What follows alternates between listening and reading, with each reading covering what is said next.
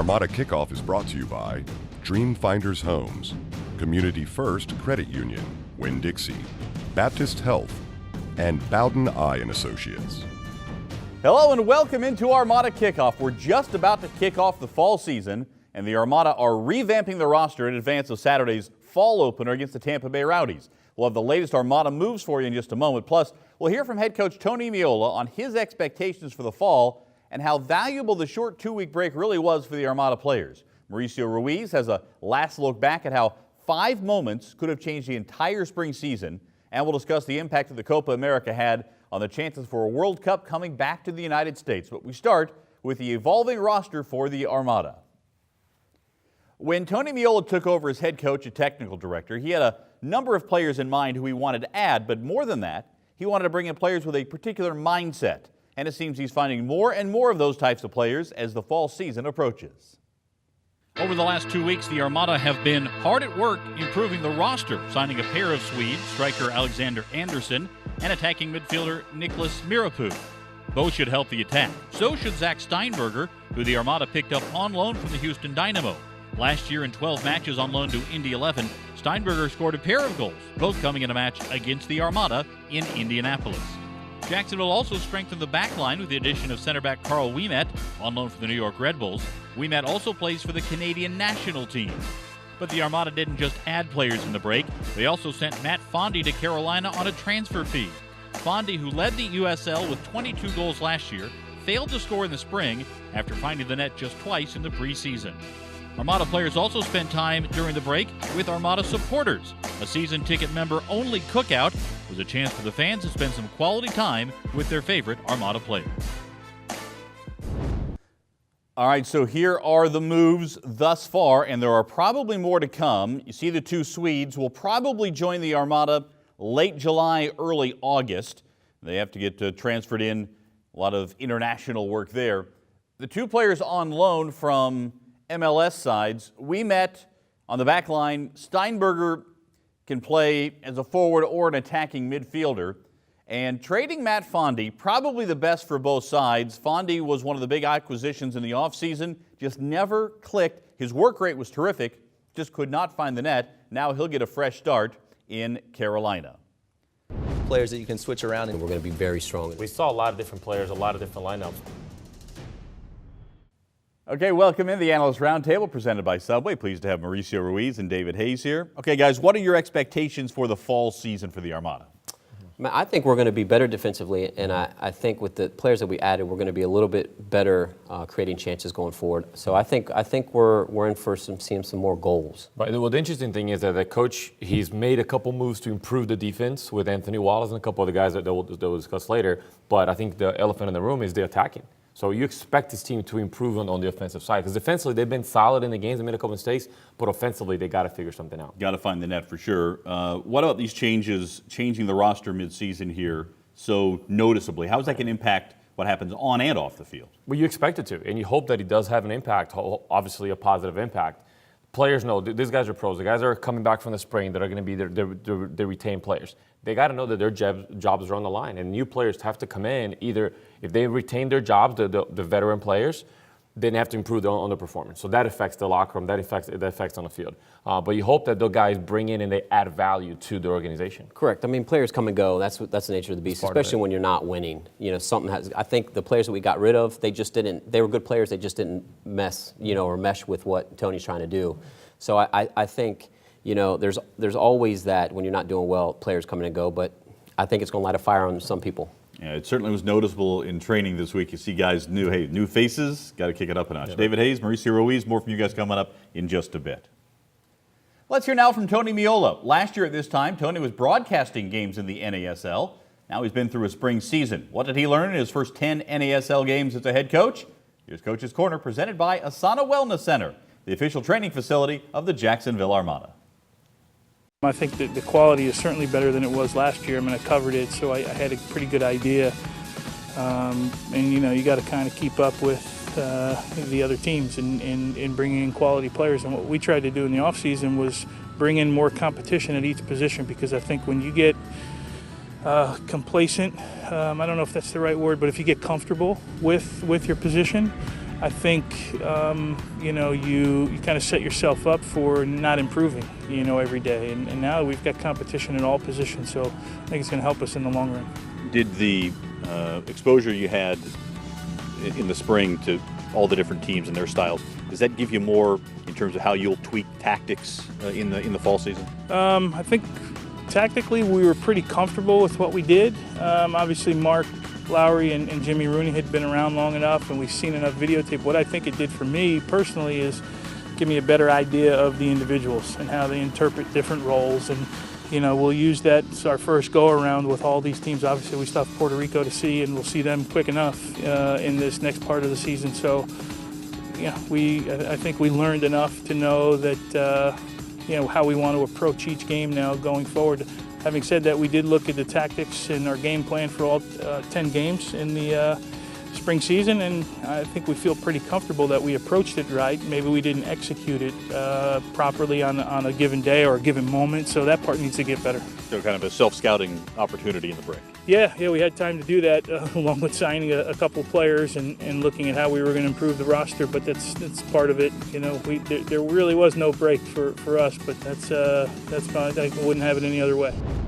While the coaches may not have had much of a break, the players most certainly did. It was just as important to rest their minds as their bodies, and now they're ready to roll for the fall season, which starts on Saturday in Tampa Bay. The break was very important for us. I feel as though, coming off a difficult spring season, it's definitely something that we needed, and, we've got our minds around everything that we need to, improve on and get better. We've come back with a positive attitude. This week's training has been fantastic, so,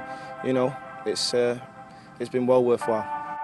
Only 17 days will have elapsed since their last game, but Saturday when the Armada face Tampa Bay, they will do so with recharged minds and rested bodies. The break between the spring and fall season seems to have come at just the right time for Jacksonville this year. The spring and how you perform certainly is going to, give you some urgency or an awareness to where you are going into the fall. But we're still 2/3 of the way left in the season, so we have a lot of time to really change our luck, and we're hoping to do that. But at the same time, we definitely have to have some urgency. Since the Armada struggled for points in the spring, they'll have reason for more urgency in the longer fall season. But Tony Meola has told them all year that he and his staff are looking at 2016 as one long year, not two individual segments. Tony has made some adjustments that I think are going to help the team out.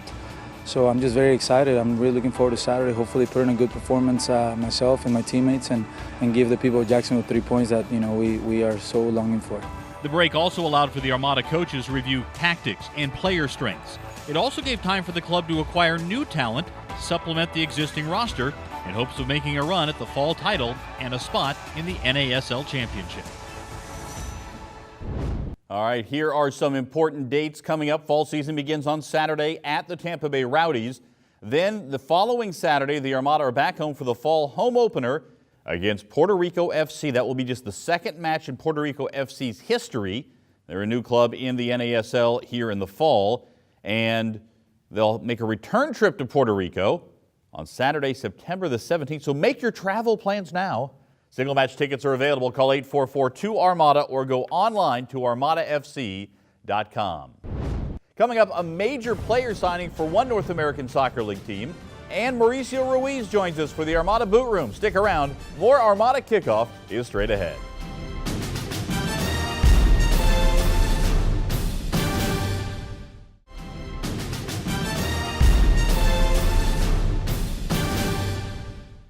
To enter for your chance to participate in the Winn-Dixie Bubble Battle, visit your nearest Winn-Dixie in your Armada gear, take a selfie, and post it to any of the Armada social media using the hashtag WinnDixieBB. 2 winners will be selected every Wednesday during a home match week. Assemble a team of 3, and you're ready for battle. 2 NASL teams in U.S. Open Cup play, a couple of international friendlies, and a major signing by one team in Florida. Let's go around the NASL, presented by Nike.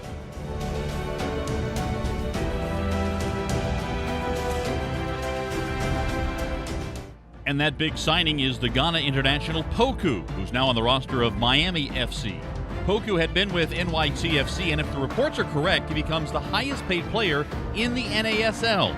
Poku scored 5 goals in 32 appearances for NYCFC, but this won't be his first stint in the North American Soccer League. He started with the Atlanta Silverbacks in 2014. Jurgen Klinsmann once approached Poku about becoming an American citizen so he could play on the U.S. men's national team. Instead, he plays for his home country of Ghana. The Armada will see Poku when they travel to Miami on July 16th. 2 NASL teams played international friendlies over the break.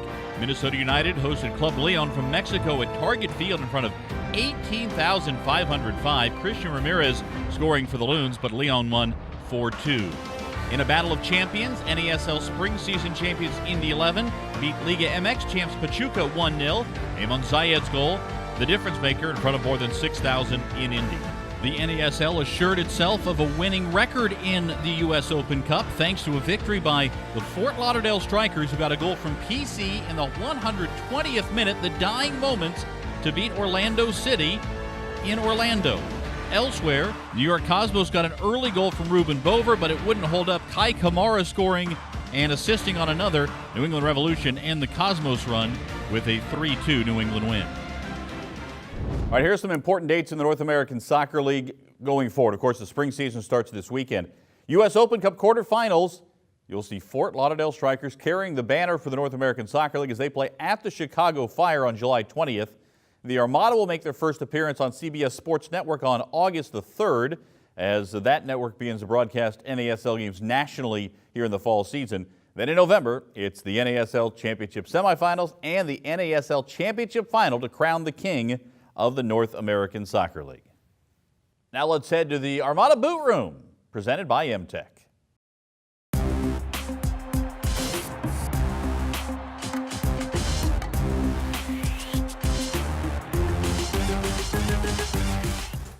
All right, here with Mauricio Ruiz. It's interesting looking back on the spring, Mauricio.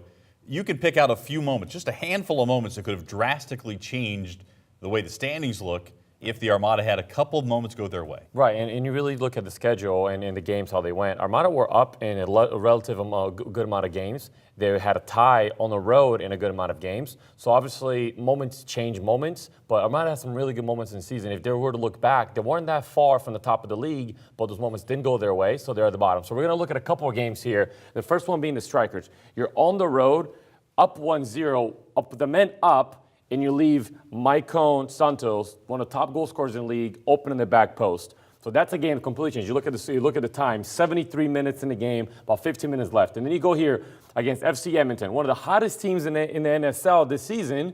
And then once again, off a set piece, that's a 0-0 game that once again could have changed. Now this is the big one.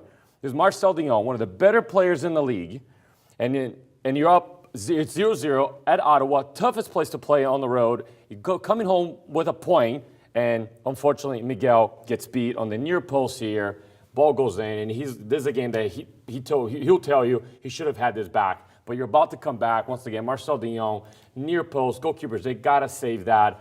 And you, rather than bring a point home, you come back with nothing, empty-handed. So 3 moments that could have completely changed. Now we'll go back here. This is your eventual spring champion. Indy 11, you're up 1-0 against them. Once again, you go home with a tie rather than a win. And this is a defining moment. We're going to see the replay here in a little bit. This is the last game of the season against the Rowdies. Look at that right angle. This is a game, you're up 1-0, you're a man down, you let them come back in the game, and then you tie the game.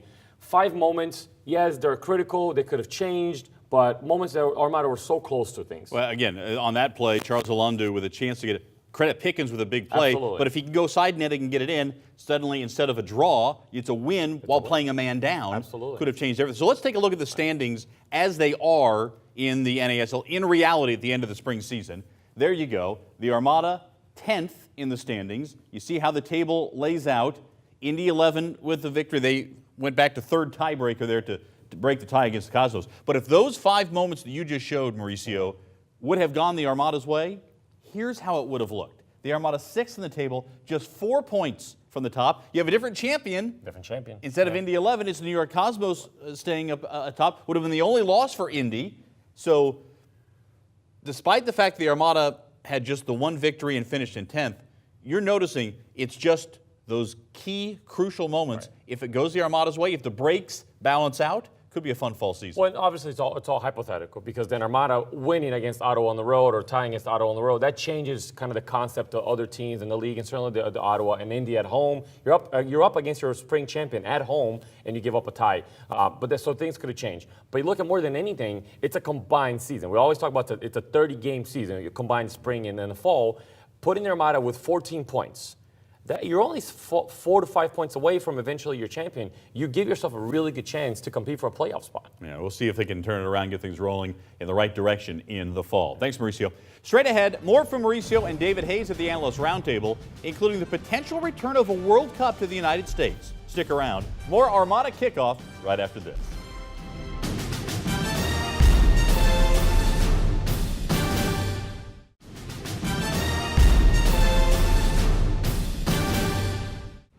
You might see this kind of thing all around the city. It's all part of the Armada takeover that has begun. It runs through next week as the Armada prepare to open the home portion of their schedule in the fall. Stay tuned for more Armada takeover information as the Armada prepare for Puerto Rico FC on Armada Reedaville. Tickets are available from just $16 for tickets and a drink for 21 or older. Now back to the Analyst Roundtable presented by Subway. Back here on the Analyst Roundtable presented by Subway with David Hayes, Mauricio Ruiz. Copa America has wrapped up.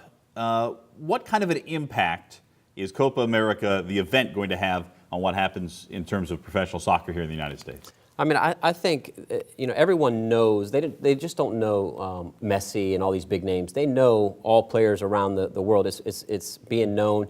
The fans are coming out to support the MLS. The backing is there.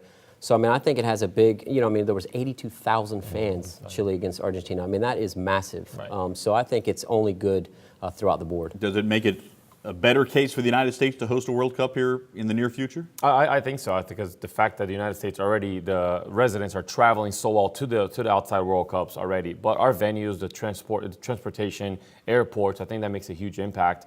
And if there's any argument to remove a World Cup from somebody else or to hopefully get it 2026, it would be, I think the U.S. certainly makes a good argument for it. Again, we've got Russia coming up here in 2018, and then 2022, Qatar, with all the issues there. Right. It wouldn't take long to flip the switch and have a World Cup in the United States. How long is it going to take for these new players who are on loan from MLS sides like Carl Wiemet and Zach Steinberger to make a difference for the Armada? I think it's immediate. I think they'll make an immediate difference. These are players that are playing at a high caliber level already. Coaches bringing them in order to fill a void or to fill a hole or really to be a purpose. I think their impact in training will be immediate. And if and when they get on the pitch, the idea to bring in players from the MLS side is that they perform. Yeah, and Tony's not bringing in players to sit the bench. I mean, He's bringing in for immediate impact. So I think they're going to immediately come in, make a difference on and off the field. Now, you've done this, played in the MLS, played it in the NASL. Is there an adjustment to be made by a player who has played in the MLS that now, all right, NASL, crowds are a little smaller, second division, mentally is there an adjustment to be made? I don't think so. Mentally, it's all whether you're going to come on your high horse, per se. Like I play in the MLS now, I'm just here on loan. If they can get out of that their own way, then, the NASL is competitive. Right. As we've seen in the U.S. Open Cup. Exactly, they're competitive. So, if they come in with a good attitude, and it's all about winning. Winning is going to change it all. So, they're going to come in here and play. That always creates good. What's your one wish for the Armada in the fall? Let's get a road win and let's create some better chances. That's your one wish. That's road it. wins and chances. Yeah, I just want to score more goals.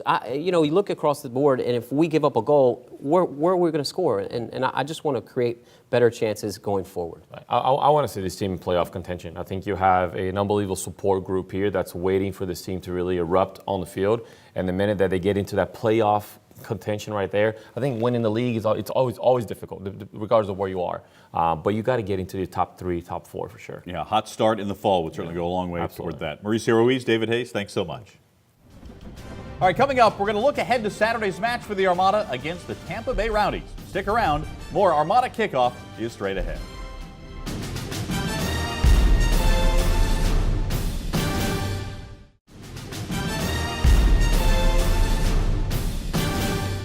Next up for the Armada, they will take on the Tampa Bay Rowdies to open the fall season. Again, they finished off the spring with the Rowdies. They will open up the fall with the Rowdies. Chance for Coastal Cup points July the 2nd in Tampa. We'll have the broadcast for you right here on CW 17. All right, next up for the Armada at home, a week from Saturday at Community First Park, Puerto Rico FC in town. It's Armada Reedaville. There'll be drink specials. They'll be packaged with tickets starting from just $16 if you are 21 or over. Wear your Hawaiian shirt. Oh, it's just like a cheeseburger in paradise for the Armada and Puerto Rico FC. Want to pass along this from our friends at Farah and Farah. On Independence Day, Farah and Farah will be paying for a cab if you need one. Go to keepourcitysafe.org to reserve your cab for July 4th. Compliments of Farah and Farah. Be safe. Remember, you get the very latest on the Armada online on armadafc.com. And on Sports Radio 930, the Armada Coaches Show featuring Tony Miola is Mondays at 6, and the Armada Soccer Show Wednesdays at 6. Our coverage of the Armada and Rowdy starts at 7 o'clock on Saturday with kickoff at 7:30 from St. Pete. We'll leave you with more scenes from the Armada season ticket member cookout this past weekend. Thanks for watching. We'll see you next time.